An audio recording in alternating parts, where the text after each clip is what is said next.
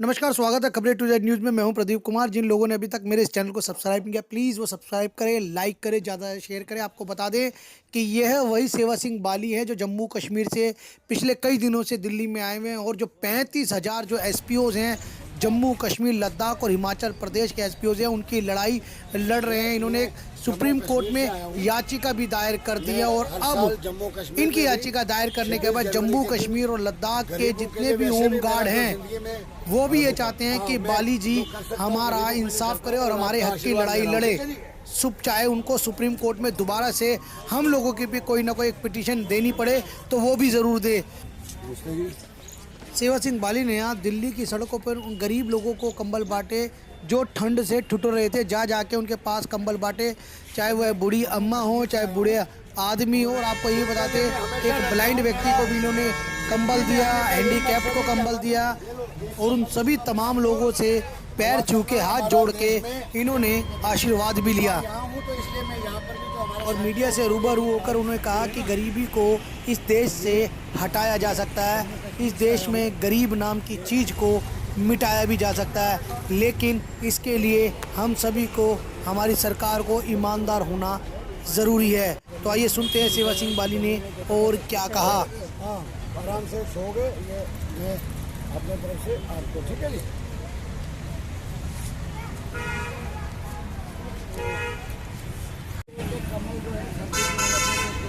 लोगों को कंबल बांटे, क्या सोच के बांटा, क्या था आपके मन में कि इन गरीब लोगों को कंबल बांटे जाएं?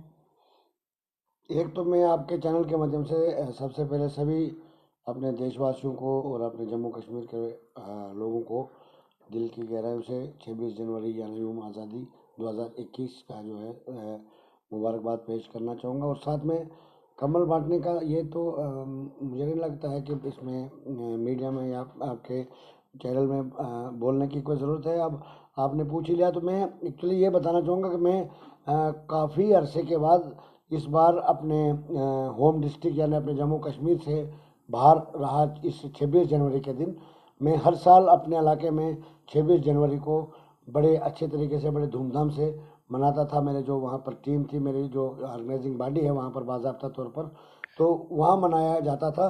तो अब मैं यहाँ पर एक आवाज़ को लेकर आया हूँ, एक फरियाद को लेकर आया हूँ। उसमें मुझे लगा कि अगर मैं इन गरीबों के लिए कुछ कर सकूं, जो यहाँ पर लोग हैं गरीब हैं, ठंड बड़ी ज़बरदस्त मुझे महसूस हो रही थी, तो मेरे दिल में ये आया कि मैं 26 जनवरी को इस बार नए अंदाज में मनाऊंगा। और मैंने मुनासिब समझा उन गरीब, जैसे आपने देखा भी होगा उसमें कई हैंडीकैप्ड भी थे, एक माँ थी उसको कम्बल जब मैंने दिया, बुज़ुर्ग थी, नेपाल की थी, तो उसको आंसू भी आ गए। और यही चीज़ें जो होती है कि अब मैंने सोचा कि अब उससे हट के अगर अपने इलाके में मैं नहीं हूँ तो ये लोग भी तो अपने ही हैं। इन लोगों के लिए, जो इन लोगों के इस वक्त इस सर्दी में, कड़कती हुई सर्दी में बेचारे वो बाहर रहते हैं, तो उनको कितना सुकून से वो इस वक्त सोए होंगे, जो मेरे से मैं कर सका। और मैं एक पैगाम देना चाहूँगा अपने देश के जो बड़े लीडर हैं, बड़े लोग हैं, जो अच्छे लोग हैं, बड़े लोग हैं, जो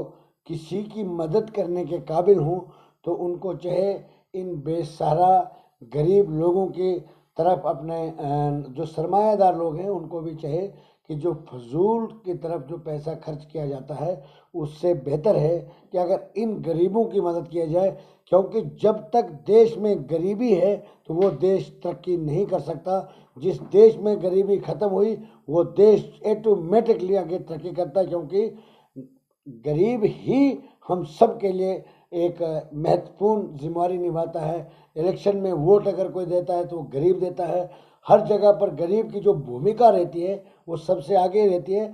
तो उसको बड़े लोगों को, यानी सरमायादार लोगों ने और हमारे देश के बड़े बड़े लीडरों ने भी उनको ट्रीट करना चाहिए जिस चीज़ के वो हकदार होते हैं। यही मैंने पैगाम देने की कोशिश की है, ताकि हमारे देश से गरीब लोगों का जो है, गरीब लोगों की सुनवाई हो सके और गरीब गुर्बत जो है, गरीब की गुर्बत जो है उस पर अंकुश लगे। सेवा सिंह जी, जब से देश हमारा आज़ाद हुआ है तब से राजनीतिक पार्टियां कहती रही हैं कि इस देश में गरीबी बहुत है और इस गरीबी को हम मिटाएंगे। आज आज़ादी के इतने सालों बाद भी देश की गरीबी मिटी नहीं। आपने भी खुद देखा इस चीज़ को और बड़े करीब से देखा, इसमें क्या कहेंगे? कैसे गरीबी दूर हो? गरीबी दूर करना एक चुटकी भर का काम है। जैसे हम जैसे जो रॉयल लोग हैं, बड़े बड़े ऊंचे लोग हैं, मतलब जिनको हम बड़ा बड़ा आदमी कहते हैं, वो अपने किसी फंक्शन में या अपने किसी बेटा या बेटे की शादी में करोड़ों रुपया खर्च कर देते हैं, जिसकी ज़रूरत नहीं होती मेरे हिसाब से। अब किसी को बुरा भी लगेगा मेरी बातें, तो मैं अपने हिसाब से अपने दिल की बात कह सकता हूँ।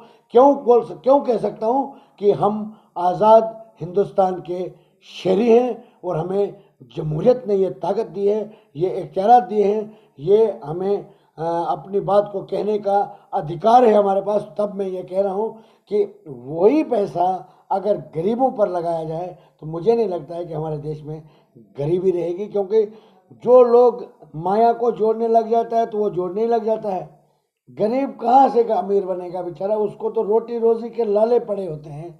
और हमारे बड़ी बड़ी पार्टियां होती है, कई जगहों पर मैं देखता हूँ बर्थडे के नाम पे लाखों रुपया खर्च दिया जाता है। और बर्थडे का मैं मतलब, असली मतलब मैं आपकी जानकारी में बताना चाहूँ, बर्थडे का मतलब होता है कि हमारे लाइफ में से एक साल और कम हो गया।